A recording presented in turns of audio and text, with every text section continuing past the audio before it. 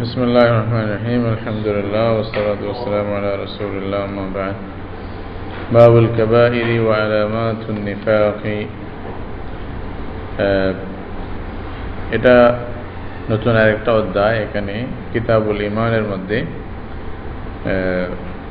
খতিব তাবরিজি রাহমাতুল্লাহ আলাইহি মিশকাত শরীফের লেখক উনি আরেকটা এখানে অধ্যায় নিয়ে আসছেন, যেটার শিরোনাম হলো আল কাবাইর ওয়া আলামাতুন নিফাক।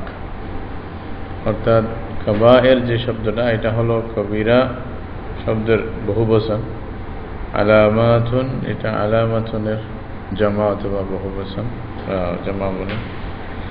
তো কবিরা মানে বড় বড় গুনাহ, আলামাত মানে নিদর্শন। নিফাক, নিফাক আসলে বলে কথা কাজে মিল না থাকা, এটাকে বলা হয় নিফাক। এটা যদি আকীদাগত হয়, মানে অন্তরের বিশ্বাসের সাথে সম্পর্ক হয়, তাহলে এটা অনেক সময় হয়তো কুফরে পরিণত হয়, বরঞ্চ কুফরের থেকেও খুব মারাত্মক অবস্থা হতে পারে, যেটা কোরআনে জিকির আসছে, ইন্নাল মুনাফিকিনা ফিদ দারকিল আসফালি মিনান নার ওয়া লান তাজিদা লাহুম নাসীরা, যেটা বলছে আর কি। এটা কোরআনে যেমন জিকির আসছে। আর যদি এমনি আকীদা ঠিক থাকে, আমলের মধ্যে দিক সেদিক হয়ে যায়, হয়তো এটাকে এক দরজায় নিফাক বলা হয়, কিন্তু এটা ওই পর্যায়ের হয় না যেটা কোরআন এবং হাদিসে যেটার ওয়াইদ, যেটার ব্যাপারে ধমক আসছে, ওরকম না। বহরহাল নিফাক জিনিসটা খারাপ, খুব মারাত্মক। নিফাক মানে কি? মুখ আর অন্তর ঠিক না থাকা, যা বলতেছি তা অন্তরে বিশ্বাস না করা, এটা হলো নিফাক। যেমন নাকি কোরআনে আল্লাহ তাআলা বলছেন, ইযা জাআকাল মুনাফিকুনা ক্বালু নাশহাদু ইন্নাকা লারাসূলুল্লাহ। মুনাফিকিনরা আসিয়া বলল যে আমরা সাক্ষী দিচ্ছি আপনি আল্লাহর রাসূল। তো আল্লাহ তাআলা কি বলছেন? ওয়াল্লাহু ইয়ালামু ইন্নাকা লারাসূল। বলছে আল্লাহ ভালো জানেন আপনি যে আল্লাহর রাসূল, এটা জানেন, এদেরকে সাক্ষী দিতে হবে না। ওয়াল্লাহু ইয়ালামু ইন্নাল মুনাফিকিনা লাকাযিবুন। ওয়াল্লাহু ইয়াশহাদু না, ওয়াল্লাহু ইয়াশহাদু ইন্নাল মুনাফিকিনা লাকাযিবুন। মানে আল্লাহ রাব্বুল আলামিন আবার সাক্ষী দিচ্ছে, আল্লাহ জানেন যে মুনাফিক এরা মিথ্যা বলতেছে। তাহলে যা মুখে বলে তা অন্তরে নেই, এই হলো তাদের অবস্থা। এটাকে নিফাক বলে। তো এইভাবে উনি নিফাকের কিছু আলামত নিদর্শন বলবে, যেটা এখানে আলামাত তো নিফাক বলে, মুনাফিক বলেন নাই, কিন্তু আলামাত নিফাক বলছে। অনেক সময় হয়তো মানুষ পুরো মুনাফিক হতে পারে, অনেক সময় হয়তো তার মধ্যে কিছুটা নিদর্শন পাওয়া যেতে পারে। এটা ভালো না, এটা থেকেও মানুষকে দূরে থাকা ভালো। তো কবিরা মানে বড় বড় গুনাহ কি, এগুলার সম্পর্কে বর্ণনা, এবং নিফাকের কি আলামত বা নিদর্শন কি, এটার বর্ণনা। الفصل الأول عن عبد الله بن مسعود رضي الله عنه قال قال رجل يا رسول الله أي الذنب أكبر عند الله؟ قال أن تدعو لله ندا وهو خلقك. قال ثم أي؟ قال أن تقتل ولدك خشية أن يطعم معك. قال ثم أي؟ قال أن تزاني حليلة جارك. فأنزل الله تعالى تصديقها والذين لا يدعون مع الله إلها آخر ولا يقتلون النفس التي حرم الله إلا بالحق ولا يزنون. الآية متفق عليه. আব্দুল্লাহ ইবনে মাসউদ রাদিয়াল্লাহু তাআলা আনহু থেকে প্রথম হাদিসটি বর্ণিত। আব্দুল্লাহ ইবনে মাসউদ রাদিয়াল্লাহু তাআলা আনহু, হয়তো অন্য সময় বলছিলাম, উনি সাহাবীদের মধ্যে খুব জলিলুল কদর একজন সাহাবী, যার ব্যাপারে মানে বলা হতো যে উনি রাসূলুল্লাহ সাল্লাল্লাহু আলাইহি ওয়াসাল্লামের মানে পরিবারের একটি সদস্য, এরকম বলা হতো। সাহিবুন নালাইনি ওয়াস সাজ্জাদা বলা হতো ওনাকে। কি বলা হতো? উনি হলেন রাসূলুল্লাহ সাল্লাল্লাহু আলাইহি ওয়াসাল্লামের দুই জুতা এবং রাসূলুল্লাহ সাল্লাল্লাহু আলাইহি ওয়াসাল্লামের এই যে সাজ্জাদা, মানে যেটা না যায় নামাজ, এটার মালিক ছিলেন কে? আব্দুল্লাহ ইবনে মাসউদ রাদিয়াল্লাহু তাআলা। রাসূলুল্লাহ সাল্লাল্লাহু আলাইহি ওয়াসাল্লাম থেকে কোনো সময় পিছিয়ে থাকতেন না, সব সময় রাসূলুল্লাহ সাল্লাল্লাহু আলাইহি ওয়াসাল্লামের কথা শোনার জন্য চেষ্টা করতেন। সাদিসুল মানে আসাদিসু ইসলামান বলা হয়, মানে ইসলাম আনার ব্যাপারে উনি 6 নম্বরে ছিলেন। আবু বকর সিদ্দিক, আরও হযরত খাদিজা ইত্যাদি, এগুলোর পরে হযরত উসমানের পরে 6 নম্বরে যে মুসলমান হয়েছেন রাসূলুল্লাহ সাল্লাল্লাহু আলাইহি ওয়াসাল্লামের হাতে, উনি হলেন আব্দুল্লাহ ইবনে মাসউদ রাদিয়াল্লাহু তাআলা। ওনার অনেক ফজিলতের কথা বলে শেষ করার মতো না। রাসূল করিম সাল্লাল্লাহু আলাইহি ওয়াসাল্লাম মানে খুব বলছে যে আমি আমার উম্মতের উপরে ততক্ষণ রাজি থাকবো যতক্ষণ ইবনে মাসউদ রাজি থাকবে, আর যদি ইবনে মাসউদ নারাজ হয় আমিও নারাজ হয়ে যাব, এইরকম কথা বলছে রাসূলুল্লাহ সাল্লাল্লাহু আলাইহি ওয়াসাল্লাম। এবং উনি হযরত ওমর রাদিয়াল্লাহু তাআলা আনহুর জামানায় কুফাতে আসছিলেন, মানে ইয়ার জন্য গভর্নর হিসাবে ছিলেন। যখন হযরত ওমর পাঠাইতেছেন কুফার দিকে, তো বলছে যে কুফাবাসী আমি এত বড় একজন আলেমকে তোমাদের কাছে পৌঁছাচ্ছি, মানে নিজের থেকে তোমাদেরকে বেশি প্রাধান্য দিলাম। বলছে মনে করবা যে আমার একটা পাহাড় যেটা পুরোপুরি আলেমে ভর্তি, এরকম একটা জিনিস আমি তোমাদের কাছে পৌঁছাইছি। ওনার থেকে যারা হাদিস বর্ণনা করছেন তাদের মধ্যে হযরত আবু বকর সিদ্দিক রাদিয়াল্লাহু আনহু নিজে ছিলেন, হযরত ওমর, হযরত উসমান, হযরত আলী, খোলাফায়ে আরবারা মানে ওনার থেকে হাদিস বর্ণনা করছেন। তার থেকে হযরত আব্দুল্লাহ ইবনে মাসউদ রাদিয়াল্লাহু আনহু থেকে অনেক বড় আলেম, বড় মানে সাহাবীদের মধ্যে, মানে সাহাবায়ে কেরামের মধ্যে বড় বড় 4 জন সাহাবী, হযরত আবু বকর সিদ্দিক, হযরত ওমর ইবনে খাত্তাব, হযরত উসমান ইবনে গনি, হযরত আলী ইবনে আবি তালিব রাদিয়াল্লাহু তাআলা আনহুম, এদের পরেই আব্দুল্লাহ ইবনে মাসউদের মর্যাদা এরকম বলে বলা হতো। পরে উনি মদিনা শরীফে চলে গিয়েছিলেন, প্রায় 33 মানে হিজরিতে ইন্তেকাল করছেন। জান্নাতুল বকি বা বকির কবরস্থানে ওনার কবর আছে এখনো। আব্দুল্লাহ ইবনে মাসউদ রাদিয়াল্লাহু তাআলা আনহু কোরআনের ব্যাপারে এত বেশি জ্ঞান ছিল ওনার, বলতেন যে কোরআনের প্রত্যেকটি আয়াত কোথায় নাযিল হয়েছে, কি জন্য নাযিল হয়েছে, সব আমার জানা আছে।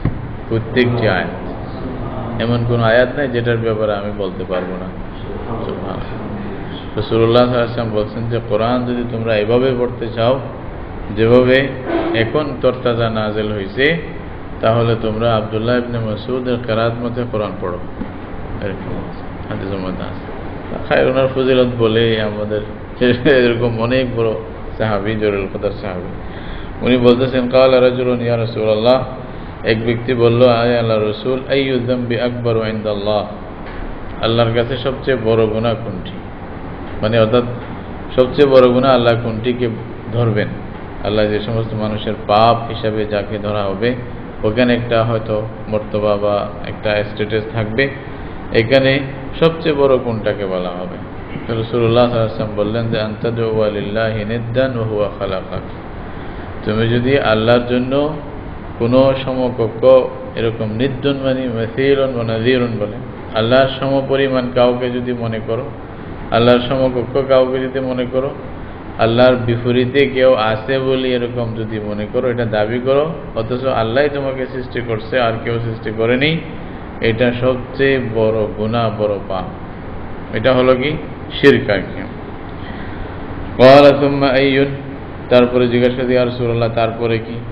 ক্বালা আন তাকতুলাকা ওয়ালাদাকা খাশিয়াতা আন ইয়াতাআমা মা'াক, তুমি তোমার ছেলেকে হত্যা করবে এই ভয়ে যে সে তোমার সাথে খানা খাবে, এই ভয়ে তুমি তোমার ছেলেকে হত্যা করে দিলে, এইটা হলো কবিরা গুনাহ। এই ভয়ে এটা মানে কয়েক ধরনের হতে পারে। এটা হয়তো ডাইরেক্ট হত্যা করে দেওয়া, এটাও আছে, মানে হত্যা তো মহাপাপ, যে কোনো একটা কাতলুন নফস, এটা মহাপাপ। আর ওখানে বিশেষভাবে যদি আপনি ছেলেকে বা বাপকে, কেউ বাপকে হত্যা করে দেয় অথবা কেউ ছেলেকে হত্যা করে দেয়, তাহলে এটাও একটা মহাপাপ। এটা পাপ, এক পাপের সাথে আরেকটা পাপ জড়িত হয়ে যায়। একটা কি আত্মীয়তা ভঙ্গ করার যে পাপ, ওইটাও একসাথে মিলিত হয়ে যায়, তাহলে পাপটা ডবল হয়। হ্যাঁ, এই জন্য রাসূলুল্লাহ সাল্লাল্লাহু আলাইহি ওয়াসাল্লাম বলেছেন তাকতুলা ওয়ালাদাক খাশিয়াতা আন ইয়াতাআমা মা'াক। তো অনেক সময় এটাকে অনেকে এটা বলছেন যে যারা মানে রিজিকের ভয়ে হয়তো মনে করছে যে বাচ্চা যদি হয় তাহলে কোথা থেকে আমি খাওয়াবো, খাওয়ানোর মতো আমার পয়সা নাই, আমার রিজিকের মানে রোজগারি নাই, চাকরি নাই, তো সুতরাং বাচ্চা হওয়ার আগেই ও হয়তো ছোট থাকতে মারে ফেলে, অথবা আজল করে, অথবা দুনিয়া থেকে না আসার ব্যবস্থাই করে দেয় আগে থেকে। তাহলে এটাও একরকম কতল বলতেছে, এটাও একরকম হত্যা, তাই না? এটাও একটা কতলের অন্তর্ভুক্ত হয়ে যায়। সুতরাং এটা থেকেও আমাদের বাঁচতে হবে যেন এরকম না হয়। এটা ঠিক যে বাচ্চা হওয়ার আছে আল্লাহ তাআলা যদি তকদিরে রাখে তাহলে অবশ্যই হবে, এটাকে কেউ বাধা দিতে পারবে না, তাই না? রাসূলুল্লাহ সাল্লাল্লাহু আলাইহি ওয়াসাল্লাম বলছেন যে বাচ্চার ব্যাপারে এটা লেখা থাকবে নুতফার মধ্যে যে একটা জান নিয়ে আসবে, এটা অবশ্যই হবে, এটা কেউ বাধা দিতে পারবে না, এটা সম্ভব না। এমনকি যদি একটা পাথরের উপরও নুতফাটা পড়ে ওইখানেও বাচ্চা হয়ে যাবে, এটা রাসূল সাল্লাল্লাহু আলাইহি ওয়াসাল্লাম স্পষ্টভাবে বলছে। হাত্তা ওয়ালাউ উলকিয়াত আলা হাজার, এরকম শব্দ আছে হাদিসে। তাহলে মা মিন নাফসিন মানফুসাতিন বা কায়িনাতিন ইলা ইয়াউমিল কিয়ামা ইল্লা ওয়া হিয়া কায়িনা, এরকম হাদিসে আছে। তো তাহলে আমি যদি বন্ধ করি তাহলে আমার দোষ কি? দোষ হলো যে আপনি চেষ্টা যে করলেন, আপনার অন্তরে যে আছে যে আমি না বাচ্চা হওয়া বন্ধই করে দেই, এটা বড় দোষ। আপনাকে কে বলছে হবে বা কে বলছে হবে না? কিন্তু আপনার অন্তরে ছিল যে ইচ্ছা ছিল কি আমি বাচ্চা হতে দিব না, বাচ্চাকে বন্ধ করে দেবো, রিজিক আগে থেকে বন্ধ করে দেব। এই ফিকিরটা এটা মহাপাপ, এখান থেকেও তো বাঁচতে বলা। খাশিয়াতা ইমলাক, কোরআনের মধ্যে অনেক জায়গায় খাশিয়াতা ইমলাক আছে, তোমার সাথে খানা খাবে এই ভয়ে তুমি বাচ্চাদেরকে হত্যা করে দেবে। হ্যাঁ, এটাও মহাপাপ। ওয়ালাদ যেটা শব্দ অনেক সময় যাকার উনসা দুজনকে বলে, ছেলে হোক মেয়ে হোক সবাইকে আমভাবে আওলাদ ওয়ালাদের মধ্যে চলে আসে।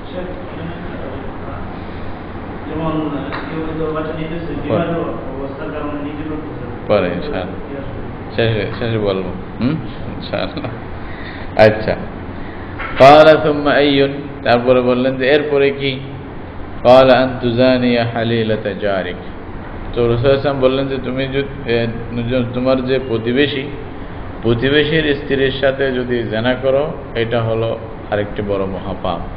এখানে প্রতিবেশীর স্ত্রী কথাটা প্রাসঙ্গিকভাবে আসছে, না হয়তো এমনি জেনা মহাপাপ এটা তো আছেই, যে কোনো মেয়ের সাথে হোক মহাপাপ। কিন্তু প্রতিবেশী যেটা, এটা হয় কি মানুষ যার কাছাকাছি থাকে তার উপর একটা আস্থা থাকে, একটা ইয়া থাকে, আবদার থাকে, তার সাথে অনেক সম্পর্ক থাকে।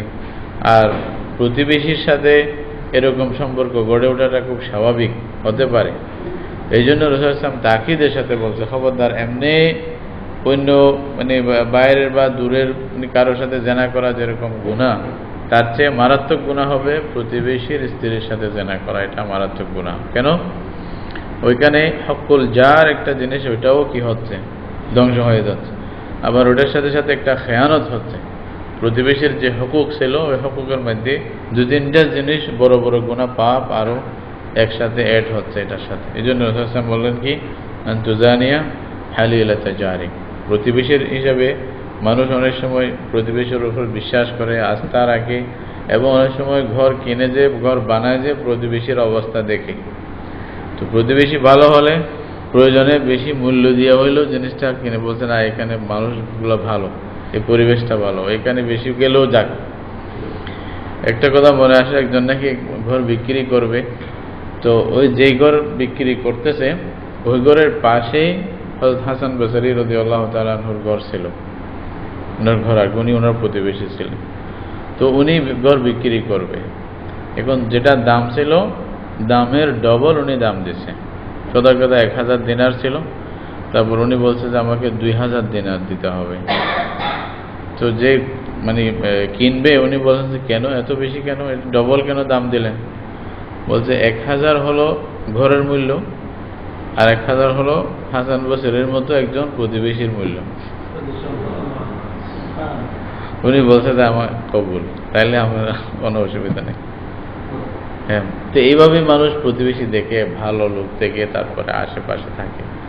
এমনকি হাদিসের মধ্যে আছে মৃত্যুর পরে কবরে যখন যায়, কবরের মধ্যেও যদি ভালো লোকের সাথে খবর হয়, এটাও মুর্দা একটা নিজের মধ্যে একটা স্বস্তি অনুভব করে, এরকম হাদিসের মধ্যে আছে। ইস্তানিসু মিন সাহিবিহি, এমনকি মুর্দা যে কবরে দিয়ে দিয়েছে, উনি পাশের লোক যদি ভালো হয়, দিনদার হয়, না হয়তো পাশে খারাপ হলে ফিটাফিটি তো ওটা দেখবে উনি, সেটা একটু খারাপ লাগবে, নিজের হবে না, ওটা স্বস্তি আসে যদি ভালো লোক হয়, তার কাছে ভালো ব্যবহার হবে, ফেরেশতারা আসবে, এরকম। এটা প্রত্যেক জিনিসের মধ্যে আছে। তো সুতরাং প্রতিবেশীর হক অনেক বেশি, শরীয়তের মধ্যে অনেক বেশি হক অধিকার দেওয়া হয়েছে। এগুলা হয়তো আমরা খেয়াল করি না। এটার বিস্তারিত লম্বা বর্ণনা তো অনেক বেশি আছে। তো সংক্ষিপ্ত কথা হলো, রাসূল সাল্লাল্লাহু বলতেছেন যে তোমার প্রতিবেশী, ওটার সাথে সম্পর্ক গড়া বড় অসম্ভব কিছু না। সুতরাং এই সমস্ত ব্যাপারে যদি তুমি করো, জিনা করো এটা ওনার স্ত্রীর সাথে, এটা হলো বড় মহাপাপ। এই তিনটা জিনিস বলার পরে অন্য হাদিস আরো আসবে। তো রাসূল সাল্লাল্লাহু আলাইহি ওয়াসাল্লাম বললেন যে ফাআনজালাল্লাহু তাআলা তাসদীকাহা, আল্লাহ রাব্বুল আলামিন এটার তাসদীক কোরআনে নাযিল করলেন, অর্থাৎ কোরআন নাযিল হয়েছে, রাসূলুল্লাহ সাল্লাল্লাহু আলাইহি ওয়াসাল্লাম যে উত্তর দিয়েছেন। তো কোরআনে এটা ছিল কোরআনের একরকম ব্যাখ্যা। কি বলছেন? ওয়াল্লাযীনা লা ইয়াদউনা মা'আল্লাহি ইলাহান আখারা ওয়া লা ইয়াকতুলুনা আন-নাফসা আল্লাতী হারামাল্লাহু ইল্লা বিল হক ওয়া লা ইয়াসনুন। এখানে তিনটা কথা আছে। আল্লাহর ইবাদ, আল্লাহর বান্দা কাকে বলবে? ইবাদুর রহমানের একটা বর্ণনা আছে। আল্লাহর বান্দারা, এদের সিফাত কি, এদের গুণাবলী কি, এগুলা বলতে গিয়া কোরআন যেভাবে কতগুলি গুণের কথা বলছেন, এই গুণের মধ্যে একটা হলো ওয়াল্লাযীনা লা ইয়াদউনা মা'আল্লাহি ইলাহান আখার, যারা আল্লাহর সাথে আরেকজন মাবুদকে ডাকে না, আরেকজনকে মাবুদ বলে স্বীকার করে না, এরা হলো আল্লাহর বান্দা, অর্থাৎ শিরিক থেকে মুক্ত থাকে। এবং ওয়ালা ইয়াকতুলুনা আন-নাফসা আল্লাতী হারামাল্লাহু ইল্লা বিল হক, এবং যে নফস কতল করা, যে নফসকে কতল করা হারাম, ওইটাকে ওরা হারাম কতল করে না। অর্থাৎ কতল করা এটাও মহাপাপ, শিরিক করা এটাও মহাপাপ। ইল্লা বিল হক, এটা হলো যদি নিয়ম থাকে এরকম। ইল্লা বিল হকের মধ্যে তিনটা থাকে। মানুষকে কখন হত্যা করা যায়, হাদিসের মধ্যেও আছে, কোরআনের মধ্যেও আছে। তিনটা কারণে মানুষকে হত্যা করা যেতে পারে। কেউ কাউকে যদি হত্যা করে ফেলে, তার বদলা কিসাস হিসাবে হত্যা করা যেতে পারে। হ্যাঁ, অথবা যদি মুহসিন, যদি কোনো জানিয়া হয়, বিবাহিত কোনো পুরুষ মহিলা যদি জিনায় লিপ্ত হয়ে যায় এবং এটা স্বীকার করে অথবা প্রমাণ হয়, তখন তাকে শাস্তি হিসাবে, রজম হিসাবে হত্যা করা যেতে পারে। তবে এটা করবে যে কারা? ইমামুল মুসলিমিন, যারা হুকুমত শাসন ক্ষমতায় যারা আছে তারাই করবে, বা শাসনের যারা দায়িত্বে আছে তারাই করবে। আর একটা হলো কি, আর রিদ্দা, যদি ইসলাম থেকে কেউ ফিরে যায়, হ্যাঁ, তাকেও শেষ পর্যন্ত, প্রথমে সুযোগ দিয়া শেষ পর্যন্ত যদি ফিরে না আসে, তাকে হত্যা করে দেওয়ার বিধান আছে। এই তিনটি কারণে হয়তো মানুষকে হত্যা করা যেতে পারে, এটা বিল হক যেটা বলতেছে। বাকি এই ছাড়া মানুষকে হত্যা করার অন্য কোনো কারণ নাই। এটা মারাত্মক অপরাধ, যেটা আজকাল খুব করা হচ্ছে। ওয়াতাহসাবুনাহু হায়্যিনান ওয়া হুয়া ইনদাল্লাহি আযীম। মানুষকে হত্যা করা তোমরা তো মাসির মতোই মনে করতেছো, তোমরা কোনো গুরুত্বই দিচ্ছ না, অথচ আল্লাহর কাছে এটা অনেক বড়।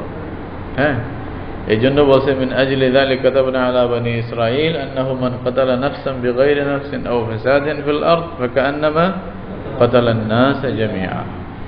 একজন মারা পুরো মানুষ মারার মতো। ওয়া মান আহইয়াহা ফাকান্নামা আহইয়া আন-নাস জামিআ, যে মারলো না সে যেন পুরো মানুষকে বাঁচাইল। এটা বড় জিনিস আসলে। এইভাবেই যদি বলা হয়ে থাকে, তাহলে কেন আমাদের আর কি বলার আছে? মুত্তাফাকুন আলাইহি।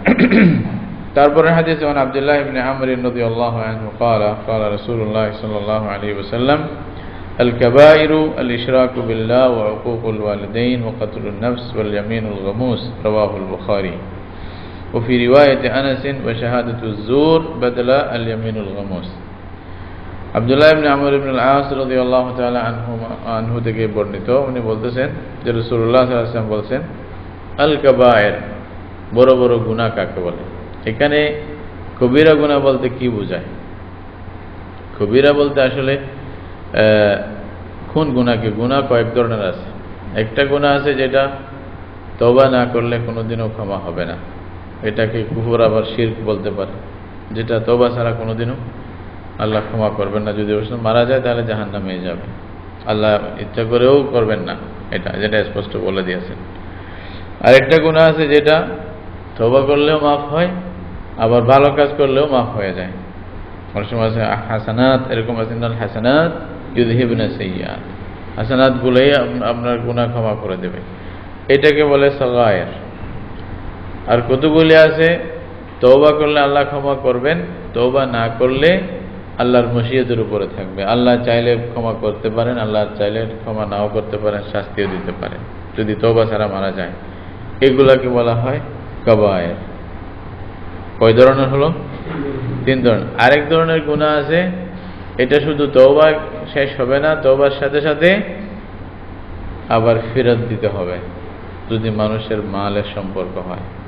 দুনিয়াতে যদি হয় তাহলে আইন যেটা চুরি করছে, ডাকাতি করছে অথবা লুটপাট করে নিয়ে গেছে ওইটাই ফেরত দিতে হবে, অথবা ওইটার পরিমাণ পয়সা দিয়ে দিতে হবে দুনিয়াতে যদি হয়। আর দুনিয়াতে যদি দিতে না পারেন আখিরাতে নিজের আমল নামা দিয়ে দিতে হবে, সওয়াব দিয়ে দিতে, অথবা তার গুনাহ নিজের কাঁধে নিতে হবে। এভাবে হয়তো আল্লাহ তাআলা মাফ করাবে। এইরকম আরেক রকম গুনাহ আছে। আসলে কবিরা গুনাহ বলতে কাকে বোঝায়? কোনো কোনো মুহাদ্দিসিনদের মধ্যে বিভিন্ন রকমের কথা আছে কবিরা গুনার পরিচয় দিতে গিয়া। কেউ বলছেন যে গুনার উপরে জাহান্নামের ওয়াইদ আসছে, ধমক আসছে, ওইসব গুনাহকে কবিরা বলা হয়। হ্যাঁ, এটা একটা। আর কেউ বলতেছে কি, বলছে যে গুনাহ ছোট হোক, বারবার যদি আপনি করেন তাহলে এটা কি হয়ে যায়? কবিরায় পরিণত হয়ে যায়, এটা আর সগীরা থাকে না। আর অনেকে এভাবে কবিরা গুনাহকে কয়েকটা ভাগে ভাগ করছেন। তো মুহাদ্দিসিনদের মধ্যে কেউ এটা বলছেন যে ইস্তিগফার যদি করো তাহলে কবিরা থাকে না, আর ইসরার যদি হয় তাহলে সগীরা, এটা সগীরা থাকে না, এটা কবিরা হয়ে যায়। বারবার আপনি করলেন তাহলে পাপ বলতে এক হিসাবে আল্লাহর হিসাবে যদি দেখেন, মহান আল্লাহর নাফরমানি হচ্ছে, সেই হিসাবে সব গুনাহই কবিরা এক হিসাবে বলা হচ্ছে যে আল্লাহর নাফরমানি। তা আল্লাহর মহানতা, আল্লাহর আজমতের দিকে যদি দেখেন তাহলে যতগুলি পাপ সবই এই হিসাবে কি বলা হয়? কবিরা। কেন সগীরা বলার সুযোগ নেই, তাই না? এই জন্য আমাদের আহলে সুন্নাত জামাতের আকীদা হলো, আল্লাহ যদি চায় ছোট থেকে ছোট গুনাহ ধরতে পারে, আল্লাহ যদি চায় বড় থেকে বড় গুনাহ মাফও করতে পারে। कोई उसको रोक टोक करने वाला नहीं। আল্লাহকে কেউ যে বাধা দিবে, ফাআলুন লিমা ইউরিদ, লা ইউবালি। আল্লাহ যখন ক্ষমা করতে চাইবেন কারো পরোয়া করবেন না, আর যখন শাস্তি দিতে চাইবেন তখনও পরোয়া করবেন না। চাইলে হয়তো ছোট থেকে ধরে ফেলবে। এজন্য আল ঈমান বাইনাল খাউফি ওয়ার রাজা, ভয় এবং আশা দুটোটা থাকতে হবে, দুটোটার মধ্যেখানে ঈমান। এই সগীরা কবিরা গুনাহ কয়টি? কোন কোন হাদিস যেখানে শব্দ আসবে, যখন আসবে আপনারা পাবেন যে রাসূলুল্লাহ সাল্লাল্লাহু আলাইহি ওয়াসাল্লাম হয়তো একটা সংখ্যা বলছেন, আসলে সংখ্যা কত এটা আসতেছে হাদিসে, বলবো ইনশাআল্লাহ। তো এখানে রাসূল সাল্লাল্লাহু আলাইহি ওয়াসাল্লাম বলছেন যে কবিরা গুনাহ কি কি, দুই একটা জিনিস এখানে বলছেন। একটা হলো আল ইশরাকু বিল্লাহ, আল্লাহর সাথে কাউকে শরীক করা, আল্লাহর জাত, সিফাত, ইবাদাত, আফআল এগুলোর মধ্যে কাউকে শরীক করা, সমান বলে মনে করা, নাউযুবিল্লাহ, আল্লাহর সমতুল্য মনে করা, আকীদা বিশ্বাস করা, এটাই হলো কবিরা গুনাহ। এটাই কুফর এবং শিরক। ওয়া উকুকুল ওয়ালিদাইন, আর মাতা পিতার নাফরমানি করা এদের যতটুকু সম্ভব কথা ডাইরেক্ট হয়তো নাফরমানি করলেন, তাদেরকে মারলেন, তাদেরকে পিটলেন, অথবা তাদের সাথে খারাপ ব্যবহার করলেন, কটু কথা বললেন, চোখ রাঙায় কথা বললেন, এইসব কিছু কিন্তু তাদের নাফরমানির মধ্যে আসে। এবং তারা যদি কোনো দ্বীনি কথা বলে, তারা যদি এমন কথা বলে যে কথাটা শরীয়তের সীমার ভিতরে আপনি মানতে পারবেন, ওইটাকে অমান্য করা, এটাও নাফরমানির মধ্যে আসে। এমনকি অনেক সময় আপনি নফল ইবাদত করতেছেন, নফল ইবাদতের সময় যদি মা বাপ কোনো আপনাকে ডাকে বা কি একটা প্রয়োজন হয়, তখন নফল ইবাদত ভাঙিয়া তাদের কথা ধরতে বলা হয়েছে। এতটুকু গুরুত্ব আছে মা বাবার। একজন বড় বুজুর্গ ছিলেন, যেটা মুসলিম শরীফ একটা হাদিস আসছে, উনি ছিলেন ইয়াতে ইয়ার মধ্যে গির্জার মধ্যে ইবাদত করত, জুরাইজ বলে। তো জুরাইজ নামে একজন খ্রিস্টানদের মধ্যে বড় বুজুর্গ ব্যক্তি ছিলেন, পাদ্রী। তো উনি ইবাদত করত। একদিন ওনার মা, উনি নফল নামাজের নিয়ত বাঁধছে, তখন মা ডাক দিছে, বলছে যে জুরাইজ এদিকে আসো। তখন উনি মনে করলেন যে আমি কি নামাজ পূরণ করব নাকি মায়ের কথা ধরব। তো উনি বললেন যে না, আমি মায়ের কাছে পরে যাব, নামাজটা আগে ঠিক মানে পুরাপুরি ফেলি, 2 রাকাত নামাজ পড়বে বা 4 রাকাত যাই নফল নামাজ পড়তেছিলেন। যখনই মা ডাকতেছে যায় নাই, নফল নামাজের মধ্যে উনি ব্যস্ত হয়ে গেছে।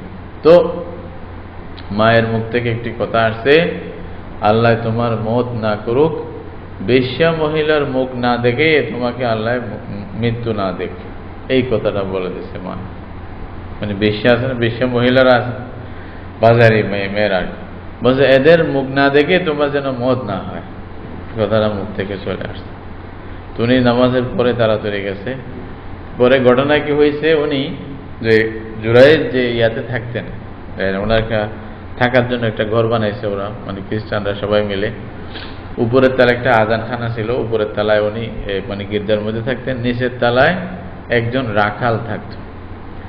তো ওনার কাছে মানে ওই যে কওম যারা আছে, মানে খ্রিস্টানদের মধ্যে যারা যারা ছিল তারা, তখন আবার ইসলামের আগের কথা এটা, তখন এটা মানে শহীদ দিনের উপরে ছিল। তো ওনার কাছে ওই ভাত নিয়ে খানা নিয়ে আসতো, একটা সুন্দরী মহিলা মেয়ে, উনি খানা নিয়ে আসতো, ওনার কাছে খানা রাখি আবার চলে যেত। উনি এদিক সেদিক দেখতেন না, ওনার নামাজ উনি পড়তেন, ও রাখি আজ চলে গেছে, উনি সময়ের মধ্যে যখন ইচ্ছা খাইত। পরে ঘটনা হয়েছে কি, ওই নিচে যে রাখা ছিল তার সাথে এই মেয়েটার খারাপ সম্পর্ক হয়েছে। পরে ওইখানে মানে বাচ্চা পেটে আসছে, বাচ্চা যখন পেটে আসছে তখন জিজ্ঞাসা করছে তোমার মেয়ে মানে তোমার পেটে বাচ্চা কোথা থেকে আসলো? তো সে বললো যে কি যালিকার রাহেব, মানে কথা আমাদের জুরাইজের কথা বলছে জুরাইজ আমার সাথে খারাপ ইয়া করছে, খারাপ কাজ করছে। এখন লোকেরা তো পরে যখন মানে বাচ্চা তখন পয়দা হয়ে গেছে, তখন এই মানে মানুষ সবাই মানে ধরছে আর কি, যে তুমি এই বাচ্চা কোথা থেকে আসলো, বাচ্চার বাপকে? বলছে যে জুরাইজ। তখন জুরাইজ যখন বলছে আমাদের মতোই আমরাও যেরকম করি আর কি, কথা শোনার সাথে সাথে অ্যাকশন, বুঝেন না? এটা চিন্তাও করতে চাই না বা বোঝার চেষ্টা করি না যে আসল বাস্তবতা কি। এটা না জানার আগেই আমরা ফয়সালা করি এবং মীমাংসা করি, শাস্তিও দিয়ে দিই। সবাই আসিয়া করছে কি, জুরাইজকে এমন জোরে বেদম মারধর করছে, ওনার কথা শুনেই না। বলছে কি হয়েছে? বলছে হ্যাঁ সুফিগিরি দেখাচ্ছ, ওইখানে সব দুষ্টামি করে একদম বাচ্চা পর্যন্ত হয়ে গেছে, এখানে আরো বলছে কি জানো না জানো তুমি? এমন মারা মারছে, বেচারা একজন লড়তে পারে না। বাদশাহ ডাকছে, বলছে যে নিয়ে আসো। তো ওনাকে নিয়ে গেছে। যখন নিয়ে যাচ্ছিল তখন দুই পাশে মহিলারা, বাজারি এই যে মানে বেশ্যা মহিলারা ওনাকে টিটকারে মারতেছিল, বলছে মজা আসতেছে, বুজুর্গি মানে বাইর হচ্ছে এভাবে। তখন বলছে আমার মায়ের কথা তখন মনে আসছে, হ্যাঁ মানে লা তামুতু ইল্লা ইউরিয়াকা উজুহাল মুমিসাত, এরকম হাদিসের মধ্যে আছে। বলছে আল্লাহ তোমাকে এদের মুখ দেখানো ছাড়া যেন মত না দেয়, এরকম কথা বলছিল। বলছে আমার মায়ের কথা মনে আসছে, আমার মায়ের বদুয়া সাথে সাথে আমি দুনিয়াতে পাইলাম। এটা মানে দুই পাশে মহিলারা এরকম ভাবে। তারপরে যখন নিয়ে গেছে, বাদশাহ জিজ্ঞাসা করছে জুরাইজ, ও যখন বাচ্চাকে রাখছে, বলছে এই বাচ্চার বাপকে কি বলো তুমি? তখন জুরাইজ বললেন যে বাচ্চার বাপকে এটা বাচ্চাই বলবে। কি বলো বাচ্চাই বলবে? বলছে হ্যাঁ বাচ্চাই বলবে। তারপর যখন সবাই সামনে তখন বাচ্চার পেটে একটা গুঁতা মারছে, গুঁতা মারে বলছে এই বাচ্চা মান আবুক, তোমার বাপকে? এটা যখন বলছে, বাচ্চার মুখ থেকে যেটা এই যে এখনই মানে বাচ্চা হয়তো মাস হবে বা মানে অল্প দিন আর কি, মানে কোলের শিশু দুধ পান করতেছে এরকম একটি শিশু, সে জুবান থেকে আল্লাহ রাব্বুল আলামিন তার জুবান থেকে কথা বের করে দিয়েছে। এখন সত্য বলে দিছে, ওদের যালিকার রাঈ বলেছে যে আমার বাপ পাদ্রী না, আমার বাপ হলো সে রাখাল। বাচ্চাই বলে দিয়েছে। এবং যখন বাচ্চা বলে দিছে, সবাই মারি জুরাইজ তো এরকম ফেরেশতার মতো মানুষ, আর তো কোনো দোষ নাই। তারপর আবার সবাই আসিয়া পায়ে পড়ছে, বলছে যে আমাদের ভুল হয়েছে, আমাদের ক্ষমা করো। সেই বলছে যে আমরা ভুল করছি, এখন তোমার ঘর যেটা আমরা ভাঙিয়ে ফেলছি, তুমি চাইলে আমরা স্বর্ণ দিয়ে বানাই দেব।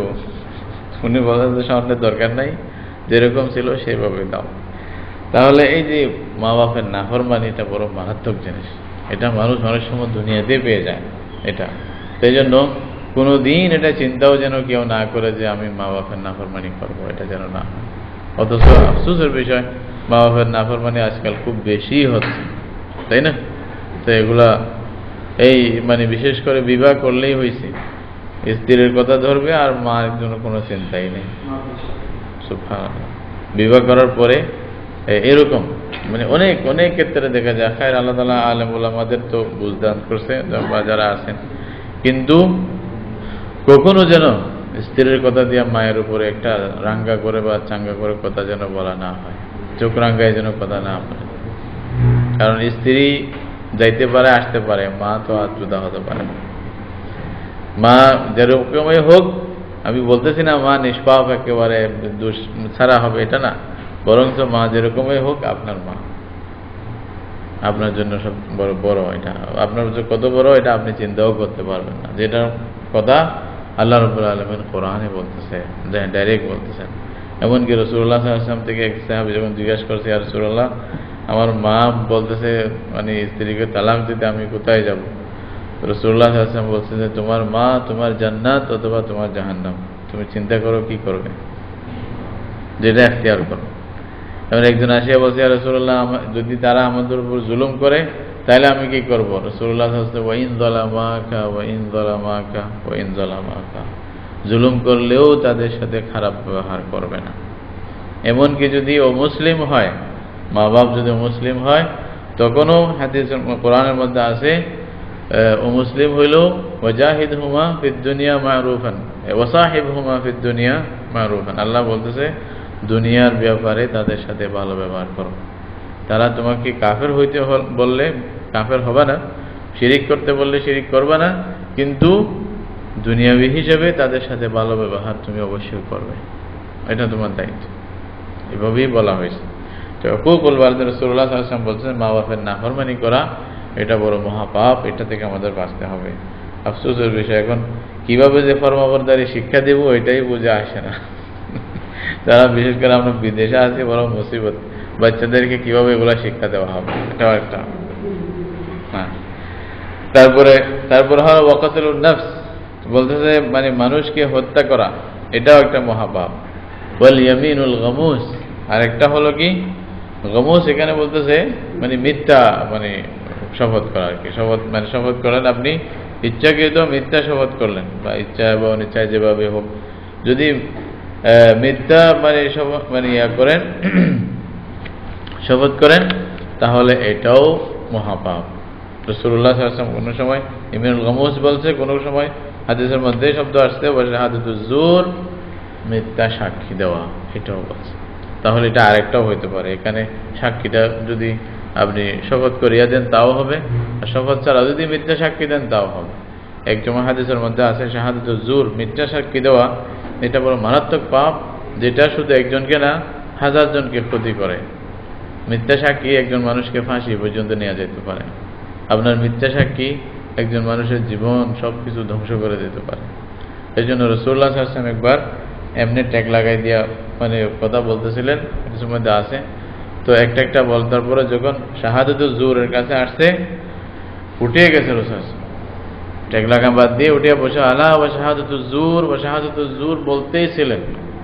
তারপরে সাহাবায়ে কেরাম বলছে, আমাদের মন চাচ্ছে ইয়া রাসূলুল্লাহ যদি চুপ হয়ে যেতেন। এত গরম করে বলতেছেন আলা ওয়া শাহাদাতুজ জুর, খবরদার মিথ্যা সাক্ষী দেবেন। কারণ রাসূলুল্লাহ সাল্লাল্লাহু আলাইহি ওয়াসাল্লামকে আল্লাহ তাআলা বলেই দিয়েছেন যে এইগুলাই হবে তোমার উম্মতের মধ্যে ইখতিলাফ ঝগড়ার মেইন কারণ। আজকে দেখেন অনেকের মিথ্যার কারণে ধ্বংস হয়। আপনি পরে হয়তো বলবেন নাহলে আমি ভুল করছি, কিন্তু এই বলে যে কি হয়েছে এটার খবর আছে আপনার? কত হাজার জনের ধ্বংস হয়ে যাচ্ছে, ইনসাফ বলতে কিছুই নেই। এটা একমাত্র মিথ্যা সাক্ষীর কারণ। তো মিথ্যা সাক্ষী এটা মহাপাপ। একজন মুসলমান মিথ্যা সাক্ষী কেমনে দিবে? মুসলমান মরে যেতে পারে, মিথ্যা সাক্ষী যেন না দেয়, তাই না? আরেকজনের বিরুদ্ধে যেন না দেয়। পয়সা কয়দিন থাকবে? আজকে কোটি টাকা দিছে, এটা কয়দিন থাকবে? 2 দিন পরে এটা যে আপনার কাছে থাকবে, এটার বা গ্যারান্টি কি? এটা কালকে হয়তো আপনি ঘরে যাওয়ার আগে ওরা উদ্দেশ্য পূরণ হলে আবার নিয়ে নিবে আপনার থেকে, খবরই নেই আপনার। তো দুটো টাকায় হারাইলেন, এরকম হবে না। এরকম খবরদার, এগুলা থেকে যেন আমরা দূরে না দূরে থাকি। তারপরে যেটা হাদিস, এখানে রাসূলুল্লাহ সাল্লাল্লাহু আলাইহি ওয়াসাল্লাম একটা সংখ্যা বর্ণনা করছেন যে মানে এটা আসতেছে। এই হাদিসটার পরে আমি কথা শেষ করব। عن أبي هريرة رضي الله عنه قال قال رسول الله صلى الله عليه وسلم اجتنبوا السبع الموبقات। আবু হুরায়রা রাদিয়াল্লাহু আনহু বলতেছেন রাসূলুল্লাহ সাল্লাল্লাহু আলাইহি ওয়াসাল্লাম বলছে তোমরা 7টি বড় বড় গুনাহ থেকে দূরে থাকো, বিরত থাকো, বেঁচে থাকো। 7টি বড় বড় গুনাহ, এখানে কবিরা যেন রাসূলুল্লাহ সাল্লাল্লাহু আলাইহি ওয়াসাল্লাম 7টি বলে দিলেন। তো এটা হলো যখন রাসূলুল্লাহ সাল্লাল্লাহু আলাইহি ওয়াসাল্লামের কাছে যেভাবে ওহী আসে সেভাবে, না হয়তো শুধু 7টি যে ছিলেন তা না। এটা আব্দুল্লাহ ইবনে ওমর রাদিয়াল্লাহু তাআলা আনহু উনি বলতেছেন কবিরা গুনাহ 7টি। আব্দুল্লাহ ইবনে আব্বাস রাদিয়াল্লাহু আনহু বলতেছেন যে কবিরা গুনাহ 70-এর উপরে হয়, 70-এর উপরে হবে। আর মুহাদ্দিসিনদের মধ্যে অনেকে উনি বলতেছেন যে কবিরা গুনাহ 17টি। কতগুলি সম্পর্ক মানুষের অন্তরের সাথে, কতগুলি সম্পর্ক মানুষের জুবানের সাথে, আর কতগুলি সম্পর্ক মানুষের এই যে মানে অঙ্গ প্রত্যঙ্গের সাথে। এভাবে করে উনি একটা ভাগ করছে, 17টা কবিরা গুনার কথা উনি বলছে। মানে কতগুলি সাথে মানে মানুষের জুবান, মানুষের মানে লজ্জাস্থান, তারপরে অন্যান্য যে অঙ্গ প্রত্যঙ্গ আছে এগুলোর সাথে, হাতের সাথে কি আছে, হ্যাঁ, এবং চোখের সাথে কি আছে, মুখের সাথে কি আছে, এভাবে একটা একটা করে মানে উনি 17টা পর্যন্ত বলছে। তো মুহাদ্দিসিনদের মধ্যে অনেকে কিতাব লেখছে এই বিষয়ে। হাফিজ ইবনে হাজার রাহমাতুল্লাহ আলাইহি একটি কিতাব লিখছেন আজ-জাওয়াজির আনিল কাবায়ের নামে, বড় একটি কিতাব লিখছেন, যেখানে অনেকগুলি মানে মানে কবিরা গুনার উনি লিস্ট দিয়েছেন। হাফেজ জাহাবি, শামসুদ্দিন জাহাবি রহমতুল্লাহ আলাইহি একটি কিতাব লিখছেন আল কাবায়ের এই নামে, উনি একটি কিতাব লিখছেন। ওইখানেও আপনারা যদি পড়েন তাহলে প্রায় 80-র উপরে, 70-এর উপরে কবিরা গুনাহ একটা একটা একটা করে উনি এটা বর্ণনা করছেন। এটা কবিরা গুনাহ, এটা কবিরা গুনাহ, এটা কবিরা গুনাহ বলছে। কবিরা গুনাহ মানে যেগুলা তওবা ছাড়া মাফ হবে না। তওবার নিয়ম আছে, এটা যদি সম্পদের সাথে সম্পর্ক হয় তাহলে ফেরত দিতে হবে, আর যদি আল্লাহর হকের সাথে সম্পর্ক হয় তাহলে তওবা মানে কি দৃঢ় বিশ্বাস নিয়ে মানে এটা থেকে প্রত্যাবর্তনের জন্য পুরা দৃঢ় বিশ্বাস রাখতে হবে এবং পাক্কা ইয়াকিন রাখতে হবে যে আমি আর করব না, এবং যা করছি এটার জন্য আল্লাহর কাছে খুব কান্নাকাটি করে দোয়া করতে হবে, ক্ষমা চাইতে হবে, এবং সামনে কোই কাজ আর করবো না বলে ওয়াদা করতে হবে এবং না করার চেষ্টা করতে হবে। এটা হলো তওবা। এরকম যদি করেন আল্লাহ তাআলা তাহলে আপনাদের তওবা কবুল করবেন। এইখানে 7টি কি কি এটা রাসূল সাল্লাল্লাহু আলাইহি ওয়াসাল্লাম বলতেছেন, শুনেন। ক্বালু ইয়া রাসূলুল্লাহ মা হুন্না, 7টি কি? ক্বালা আশিরকু বিল্লাহ, এটা আপনারা জানেন, আল্লাহর সাথে শরীক করা মানে অংশীদার করা কাউকে। ওয়া সিহর, তারপরে জাদু করা, এটাও মানে কবিরা গুনাহ। মানে এমনকি যারা জাদুঘর তাদেরকে রাসূল সাল্লাল্লাহু আলাইহি ওয়াসাল্লাম হত্যা করে দিতে বলা হয়েছে। যদি তোমরা জাদুঘরকে দেখো ফাকতুলুহু, তাহলে হত্যা করে দাও, সে মানুষকে ইয়া করে। তো জাদু শিক্ষা দেওয়া, জাদু করানো সব কিছুই মহাপাপ। এগুলা থেকে দূরে থাকা দরকার মুসলমানদেরকে, এটার আশেপাশে যেন না থাকে। নাউজুবিল্লাহ, এখন তো আধুনিক মানে নিয়মেই মানুষকে শিক্ষা দেওয়া হচ্ছে। এগুলা মানে একটা বিনোদনের একটা মানে একটা বড় সামান হয়ে রয়েছে, তাই না? বর্তমানে অনেক কিছু। নাউজুবিল্লাহ। ওয়াকাতুলুন নাফসিল্লাতী হারামাল্লাহু ইল্লা বিল হক, মানে জানকে হত্যা করে দেয় যেটাকে আল্লাহ হারাম করছে, এটাকে মানুষকে হত্যা করা, কোনো মানুষকে, প্রাণী বা যেটাই নফস বলছে আমভাবে, যেখানে যদি আপনার অধিকার না থাকে তাহলে আপনি কেন হত্যা করেন, বিশেষভাবে মানুষকে হত্যা করা, এটাই বোঝানো হচ্ছে। ওয়াকলুর রিবা, তারপরে হলো কি সুদ খাওয়া, এটাও মহাপাপ। এটা সামনে ইনশাআল্লাহ একটু তাফসীল করব। ওয়াকলু মালিল ইয়াতীম, ইতিমের মাল খেয়ে ফেলা। ইতিমের মাল খাওয়া মানে কি? কোরআনে বলছে ইন্নাল্লাযীনা ইয়াকুলুনা আমওয়ালাল ইয়াতামা যুলমান ইন্নামা ইয়াকুলুনা ফি বুতুনিহিম নারা। তারা যারা ইতিমের মাল অন্যায়ভাবে ভক্ষণ করে তারা যেন নিজের পেটের মধ্যে আগুন খাইতেছে, কোরআন বলতেছে। কেউ এটা মানে ইয়ার জন্য বলতেছে, কেউ একজন বলছে যে আগুনেই যদি খাইতো তাহলে জ্বলে না কেন পেট? একজন নাউজুবিল্লাহ আছে না, অনেক দুষ্ট লোকেরা আছে, মানে ওই উল্টা প্রশ্ন করে বলছে আগুন যদি খেয়ে থাকে তাহলে পেট জ্বলে না যে, এখানে আগুন লাগে না যে? তানভীর রহমতুল্লাহ আলাইহির কাছে এই প্রশ্ন আসতে যখন উনি একটা উত্তর দিয়েছে, তো উনি বলছে যে তুমি যে মাসিস আমার দিয়াশলাই আছে না, যেটা মানে বারুদ দিয়া ইয়া করে আর কি, দিয়াশলাই, মাসিস তো বুঝেন না সবাই, মেস আর কি। বলছে যে তুমি জেবে মাসিস রাখো, রাখো। বলছে ওখানে বারুদ আছে না? বলছে আছে। বলছে জ্বলে না কেন? বারুদ তো এমনি জ্বলে। তো জ্বলে না কেন? বলছে ঘষা দিলে জ্বলবে। বলছে তোমারটাও যখন জাহান্নামে ঘষা পড়বে তখন চলবে। এই যে এখন বারুদ খাইতেছ, জাহান্নামের ঘষা পড়লেই জ্বলে উঠবে, একটু অপেক্ষা করো। সুবহানাল্লাহ, এটাই আসলে ইন্নাল্লাযীনা ইয়াকুলুনা আমওয়ালাল ইয়াতামা যুলমান ইন্নামা ইয়াকুলুনা ফি বুতুনিহিম নারা। এতিমের হক মানুষ অন্যায়ভাবে খাচ্ছে, আসলে কোনো মানে চিন্তাই তোয়াক্কাই করতেছে না। ওয়াতাওয়াল্লি ইয়াওমাজ যাহাফ, ইসলামী কোনো যুদ্ধ যদি হয়, মুসলমানদের মানে যুদ্ধের প্রয়োজন হয়, মুসলমান মানে এই যে যোদ্ধাদের দরকার হয়, সেই দিন ওখান থেকে পলায়ন করে পিছনে চলে যাওয়া এটাও মহাপাপ। এটা থেকেও আমাদেরকে বাঁচতে হবে। ওয়াকাযফুল মুহসানাতিল মুমিনাতিল গাফিলাত, আর ওই যে মানে যে সমস্ত মুমিন, হ্যাঁ, মানে যেটা মানে মনে করে নির্দোষ মুমিন এবং যারা পবিত্র, এই সমস্ত মুমিনদেরকে কি করা? অপবাদ দেওয়া, মিথ্যা অপবাদ দেওয়া, এটাও একটা মহাপাপ। এগুলা দেখে তাইলে কয়টা? 7টা বড় বড় মহাপাপের কথা রাসূলুল্লাহ সাল্লাল্লাহু আলাইহি ওয়াসাল্লাম এই হাদিসের মধ্যে বলছেন। এছাড়া আরো বেশ কিছু মানে কবিরা গুনার কথা আসবে, যেটা এই বাবের মধ্যে ইমাম তাবরিজি রাহমাতুল্লাহ আলাইহি বর্ণনা করছেন।